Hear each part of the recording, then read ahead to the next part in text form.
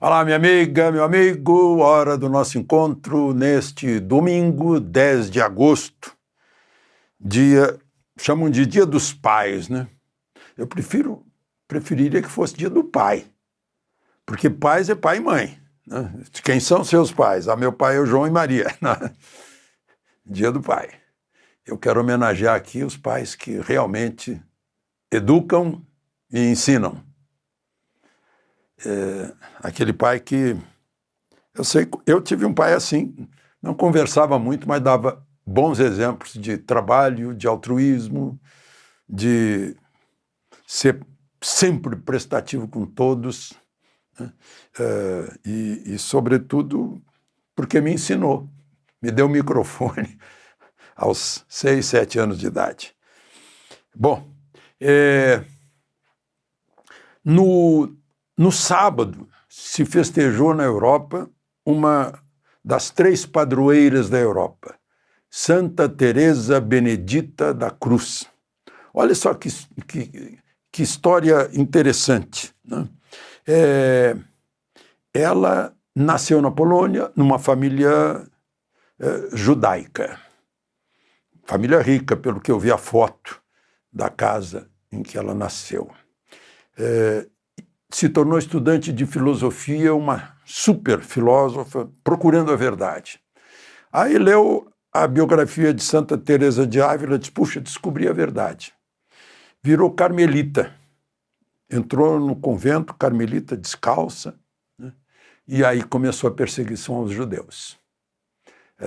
Ela era de família judaica, tinha se convertido, foi batizada, crismada, claro, antes de entrar no convento. Foi abrigada com a irmã dela, Rosa, num convento da Holanda para fugir dos nazistas que tinham ocupado a Polônia, mas lá foi presa, levada para Auschwitz, e numa câmara de gás, em 9 de agosto de 1942, ela e a irmã Rosa foram mortas pelos nazistas. Fica aqui a história, porque a gente vê essas coisas se repetindo ao redor do mundo. Essas crueldades, perseguições políticas, ideológicas e cheias de preconceito. Bom, vamos então aos assuntos de hoje e do fim de semana. Não se esqueça, lembre-se de se inscrever e ao final de deixar o gostei ou não gostei.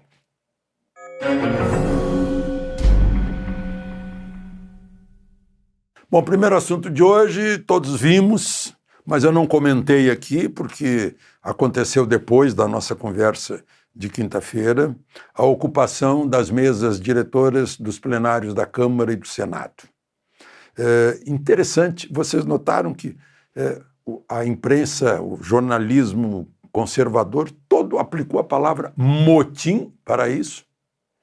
Quando a senadora Fátima Bezerra e outras do PT ocuparam a mesa do Senado, eu lembro de Fátima Bezerra comendo quentinha na mesa do Senado, porque ocupou, não deixou ter mais sessão para a reforma trabalhista, né? Ninguém reclamou, era um momento natural. Eu não sei quantas vezes eu vi o José Genuíno interrompendo sessão, ocupando mesa, ocupando plenário, fechando as portas do plenário, né? Muitas vezes. Movimento normal, era movimento normal. É que aqui o julgamento das coisas depende de que lado né? Tanto que agora o presidente da Câmara mandou o nome de 14 deputados para a corregedoria da Câmara, pedindo punição deles por impedir a reabertura dos trabalhos, que na verdade não é reabertura, né? Porque não podia ter recesso enquanto eles não votassem a lei de diretrizes orçamentárias e tal. Bom, aí está aqui o nome deles, né? Os 10. Marcos Polon, Zé Trovão, Júlia Zanata, Marcel von Hatten, Paulo Bilinski, Sóstenes Cavalcante, que foi o porta-voz, o grande porta-voz, ele é líder do PL, Nicolas Ferreira, Zucco, Alain Garcês, Caroline Detone, Marco Feliciano, Bia Kisses, que é a minha representante lá dentro, Domingos Sávio e Carlos Jordi. Eu falei em minha representante, quantos milhões de eleitores eles representam?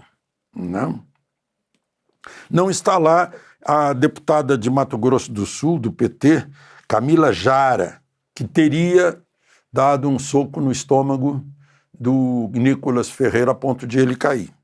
Não está lá. Aí eu fico pensando, quem mandou isso foi o presidente da Câmara, Hugo Mota.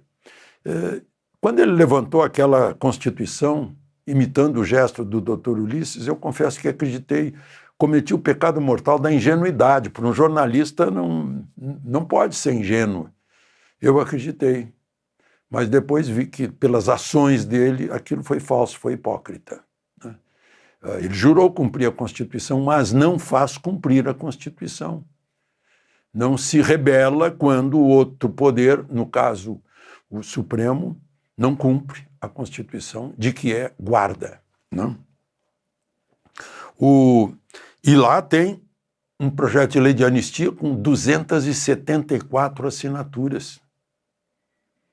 E a coisa não está andando. Lá no Senado, segundo o Marcos Rogério, não são 41 assinaturas, mais da metade.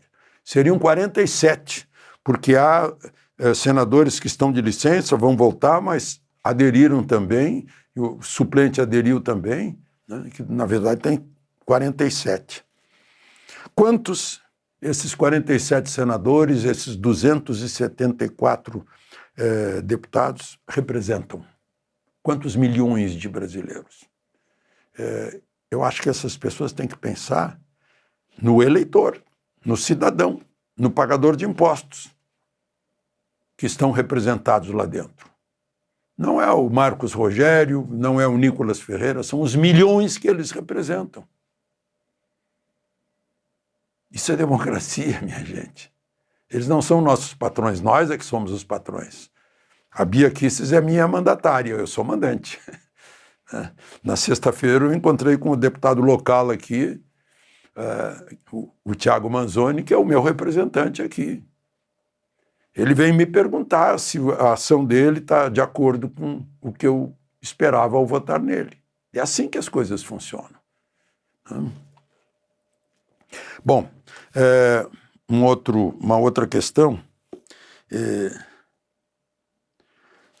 Sim, o Trump vai se encontrar com o Putin no Alasca, que já foi Rússia, Os americanos compraram o Alasca da Rússia.